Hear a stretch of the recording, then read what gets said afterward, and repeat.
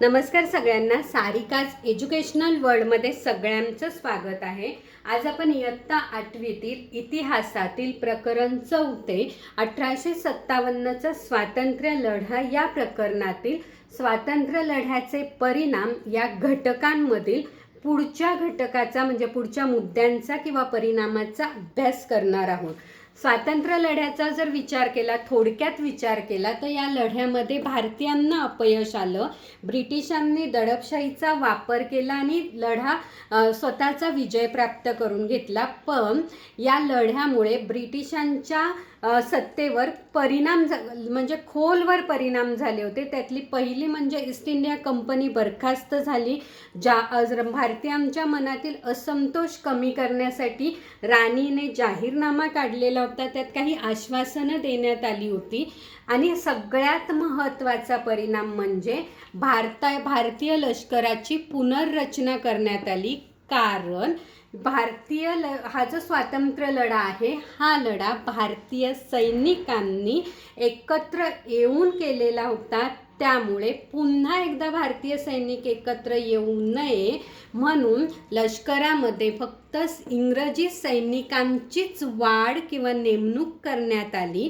महत्त्वाच्या पदावर फक्त इंग्रजी सैन्य किंवा इंग्रज अधिकाऱ्यांचीच नेमणूक करण्यात येत होती। त्यानंतर शस्त्रास्त्रे, तोफखाना इथे फक्त इंग्रज अधिकाऱ्यांचीच नेमणूक करण्यात आली होती किंवा तोफखाना पूर्णपणे त्यांच्याच ताब्यात कसा राहील याची काळजी घेतली जात होती। या उलट परिस्थिती भारतीय सैनिकांची होती, म्हणजे जाती जातीनुसार भारतीय सैनिकांची तुकडी करण्यात आली होती किंवा त्यांच्यामध्ये फूट पाडण्यात आली, त्यांची विभागणी करण्यात आली होती।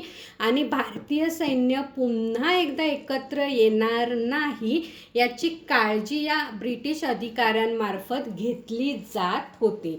त्यानंतर पुढचा परिणाम आहे धोरणात्मक बदल। म्हणजे राणी व्हिक्टोरिया हिने जो जाहीरनामा काढला होता त्यात तिने भारतीयांना काही आश्वासनं दिली होती।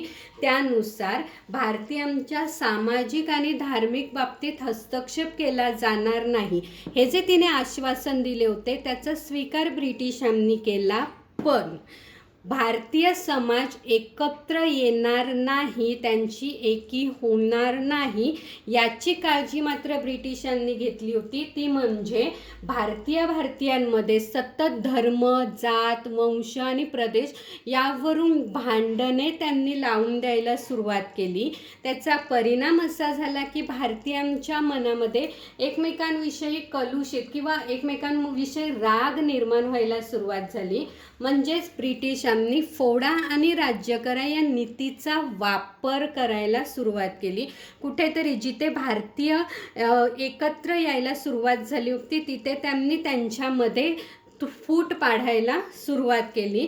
थोड्याफार प्रमाणात भारतीयांमध्ये फूट निर्माण झाली होती, पण हा जो स्वातंत्र्य लढा आहे या लढ्यामुळे प्रत्येक भारतीयाच्या मनात ब्रिटिशांविषयी जो असंतोष होता तो वाढतच गेलेला होता, तो तशाच्या तसा शिल्लक राहिलेला होता। त्यामुळे पुन्हा एकदा एकत्र येऊन ही सत्ता नष्ट करणे गरजेचे आहे याची जाणीव भारतीयांमध्ये झाली आणि या लढ्यातूनच प्रेरणा घेऊन स्वातंत्र्य चळवळींना सुरुवात झाली। थँक्यू।